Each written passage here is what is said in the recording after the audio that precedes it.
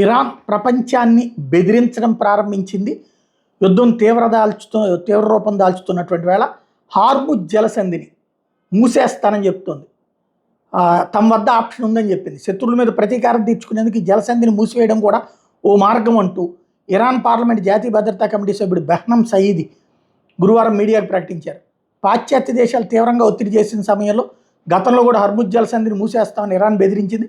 ప్రపంచవ్యాప్తంగా రోజువారీ చమురు అవసరాల్లో 20% దీని ద్వారా రవాణా అవుతుంది.